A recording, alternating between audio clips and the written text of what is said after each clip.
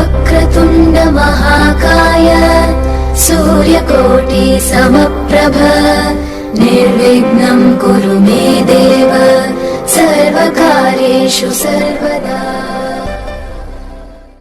नमस्कार, मैं astrologer numerologist Parveen Kaur अपने चैनल पर आपका हार्दिक अभिनंदन करती हूँ।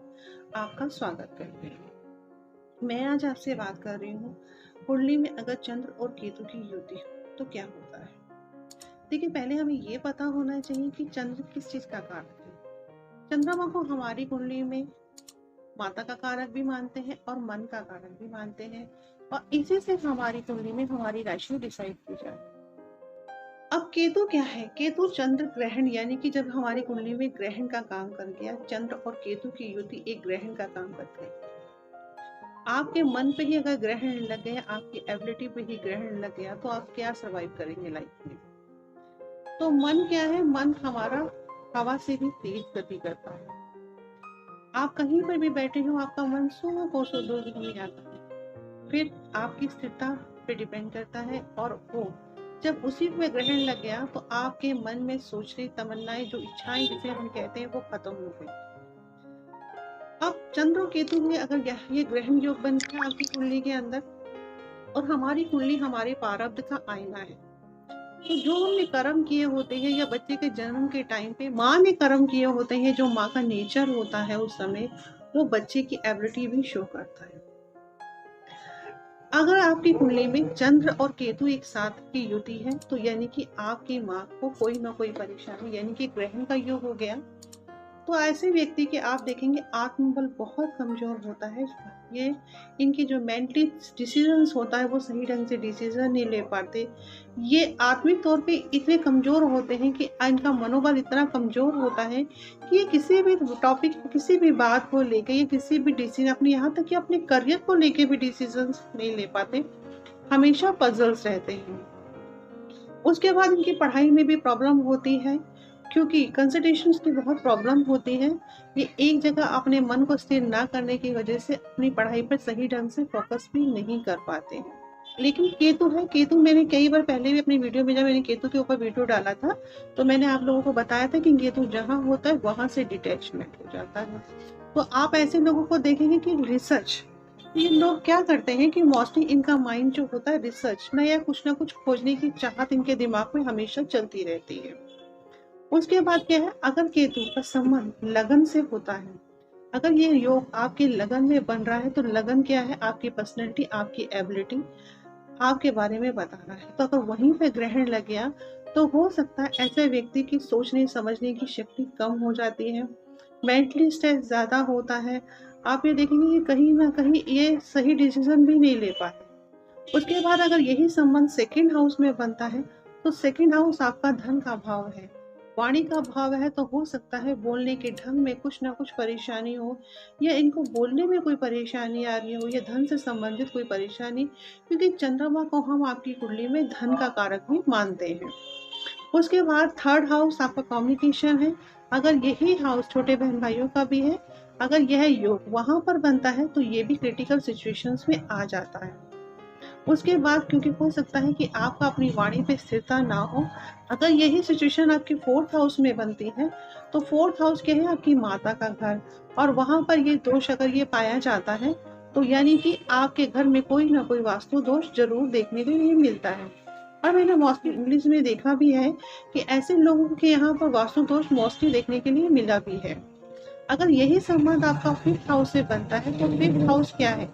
फिफ्थ हाउस आपकी नॉलेज है, आप मीडिया से है, आपकी संतान का कारक भी है, वहाँ आपका स्टडी मटेरियल देखा जाता है। तो ऐसे व्यक्ति हो सकता है कि वो तांत्रिक हो, या अच्छे एस्ट्रोलॉजर में भी आते हैं। उसके बाद सिक्स हाउस आपके डिजीज है, वहाँ से आपके एनिमीज है और हार्डर्स देखने के लिए मिलती है। तो हो सकता है कई बार ऐसे व्यक्तियों को सिचुएशन हार्ट से रिलेटिव प्रॉब्लम हो सकती है, या उनके पेट से, नाभि से नीचे के हिस्से में कुछ प्रॉब्लम्स हो सकती है। ये सिचुएशन अगर सेवेंथ हाउस में बनती है, तो सेवेंथ हाउस आपके स्पाउस का है। तो कई बार आपने देखा होगा कि ऐसे लोगों की मैरिज काफी डिले होती है, कोई ना कोई रीजंस होते हैं, सगाई होती है, टूट जाती है, या अगर मैरिज हो भी जाती है तो कुछ टाइम बाद कुछ ऐसे रीजंस बन जाते हैं कि जिससे एक दूसरे के प्रति साथ में रह रहे हैं तो डिटैचमेंट शो दिखने को मिलता है। उसके बाद यही 8th हाउस से संबंध बनता है। तो 8th हाउस क्या है? 8th हाउस आपकी नॉलेज है, डीपली नॉलेज है, आपको वहां से बहुत सी चीजें, पूर्ण ज्ञान है। ऐसे लोग 8th हाउस क्या है? रिसर्चर है। तो आप कहीं ना कहीं किसी ना किसी चीज के ऊपर रिसर्च करेंगे, चाहे वो एजुकेशन के माध्यम से हो। ऐसे लोग जासूस हो सकते हो। ऐसे लोगों को मरने के बाद क्या होता है ये जानने की जिज्ञासा भी बनी रहती है। ऐसे लोगों की इंट्यूशन पावर काफी अच्छी होती है और ऐसे सिक्स सेंस भी इन लोगों की बहुत ही अच्छी देखने के लिए मिलती है, क्योंकि चंद्र ऐसी सिचुएशन में क्या करना चाहिए कि आपको अपने चंद्र का बल बढ़ा देना चाहिए। तो जब चंद्र का बल बढ़ेगा तो ऐसे लोगों को हमेशा चंद्र के मंत्रों का जाप करना चाहिए, चांदी का आभूषण धारण करना चाहिए, क्योंकि चंद्र क्या है? आपकी माता भी है। तो अगर आपकी सिचुएशन बन रही है तो हो सकता है कि आपकी दशा अंतरदशा आ जाए या महादशा आ जाए, तो आपकी माता को प्रॉब्लम हो सकती है। ऐसे में क्या होता है कि इनकी माँ की सेहत में परेशानी आ सकती है, पेट में, सिर में, टांगों में, कमर में दर्द हो सकता है। केतु की वजह से बच्चा चिड़चिड़ा भी हो सकता है, क्योंकि कंफ्यूज है, अपनी फील्ड के लिए सही डिसीजन भी नहीं ले पाएगा। आपकी डिसीजन पावर भी कमजोर होगी, घर में हमेशा लड़ाई झगड़ा होगा। अगर ये मैंने बोला दशा अंतरदशा, चंद्रमा क्या है? धन का कारक भी है। तो अगर इनकी ऐसी दशा और अंतरदशा आ गई तो देखेंगे, आपको देखने को मिलेगा कि ऐसे लोगों का घर में धन से संबंधित परेशानी जरूर आई होगी और बिना कारण के झगड़ा होता है, क्योंकि धन भी एक बहुत बड़ा कारण बन जाता है घर में कई बार युद्ध का। तो बिना कारण धन खराब होने लग जाता है। चंद्रमा और केतु की महादशा या अंतरदशा आए तब ये ज्यादा इम्पैक्ट करता है। कई बार हम इसे धर्मी कुंडली भी बोलते हैं। चंद्र ग्रहण, अगर आप मान लीजिए कि चंद्र ग्रहण आ गया तो उस समय ये क्वालिटी ज्यादा ऑब्जर्व हो जाती है। तो ऐसे टाइम पे लोगों को ज्यादा सावधान होना चाहिए, क्योंकि क्या है, माँ को परेशानी हो सकती है, व्यक्ति के खुद को परेशानी भी हो सकती है। 9th हाउस क्या है? 9th हाउस आपका धर्म का हाउस भी, आपके पिता का। तो हो सकता है ऐसे व्यक्ति उस समय धर्म कर्म में ज्यादा लग जाए। 10th हाउस आपका कर्म है। 10th हाउस क्या है? आपका कर्म होने की वजह से आपको अपने कर्म पे ध्यान होता, हो सकता है कि कुछ ना कुछ उसके प्रोफेशन में हर्डल्स आती हैं। 11th हाउस में ये संबंध बनता है, तो 11th हाउस आपकी इच्छाओं का है। तो हो सकता है धन से संबंधित कई बार आपको परेशानियों का सामना करना पड़ता हो। 12th हाउस क्या है? 12th हाउस आपकी बाहर जो अबाउट जर्नी है, वहां से आपका कम्युनिकेशन, आपकी रिलेशन देते, व्यय का हाउस है, आपका मोक्ष का कारक भी है।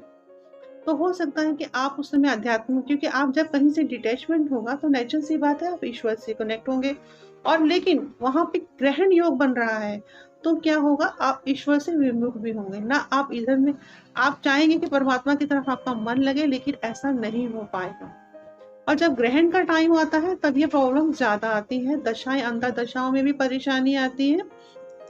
तो ऐसे में थोड़ा सा संयम से काम लें। अगर ग्रहण का टाइम आता है तो ऐसे भी टाइम में ऐसे व्यक्तियों को 400 ग्राम बादाम लेने हैं, सरसों का तेल ले लें, चाहे काले सफेद तिल ले लें, और खाली सिगरेट का बॉक्स लेके कहीं भी आप दान कर सकते हैं।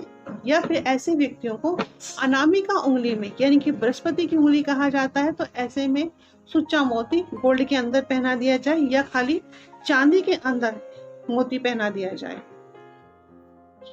ऐसे व्यक्तियों को कुएं की सेवा करनी चाहिए, केसर का तिलक लगाना चाहिए, क्योंकि और या फिर नहीं इतना कर सकते तो आप चंद्रमा के मंत्रों का जाप विशेषकर ज्यादा हितकारी होता है, क्योंकि उससे स्टेबिलिटी आएगी। जब आपका मन मजबूत होगा तो आपकी डिसीजन पावर भी अच्छी होगी। और अगर ये भी नहीं कर सकते तो छोटी सी एक रेमेडीज कर लीजिए। आपके घर में आपकी माँ है या घर में जो भी बड़ी स्त्रियां हैं, आप उनके पैर छुइए और उनका आशीर्वाद लीजिए। कई बार हम छोटी छोटी चीजों से इतने परेशान हो जाते हैं, क्योंकि आपका मन है, जब उसी को प्रॉब्लम्स है तो आप डिसीजन नहीं ले पाएंगे। ऐसे बच्चों को आप देखेंगे पढ़ाई में मन नहीं लग रहा होगा, सही डिसीजन नहीं ले पा रहे हैं, एकाग्रता नहीं है उनके मन में। पढ़ने बैठते हैं तो 10 मिनट भी टिक के नहीं बैठ सकते। बच्चे क्या, बड़ों में भी ये सिचुएशन हो जाती है। ये बच्चे हैं, अगर बच्चों में देखने के लिए मिलते तो उनका स्टडी पे फोकस नहीं है। बड़े हैं तो एक जगह बैठ के काम नहीं कर सकते हैं। तो और जब मन स्थिर नहीं होगा, मन पे आपके कंट्रोल नहीं होगा, मन ही आपका दूषित हो गया, तो आप क्या करेंगे? तो प्लीज आप छोटी छोटी रेमेडीज करके अपने इस सिचुएशन को से बाहर निकल सकते हैं, क्योंकि बच्चों के लिए एक करियर का टाइम भी होता है और उनके लाइफस्टाइल चेंज होने का टाइम भी होता है। मेरी इन छोटे छोटे टिप्स को नोट कीजिए और प्लीज़ अगर आपको मेरा चैनल पसंद आता है तो प्लीज़ मेरे वीडियोस को लाइक कीजिए, सब्सक्राइब कीजिए और शेयर कीजिए। मैं अपनी वाणी को यहीं विश्राम देती हूँ। जय माता दी।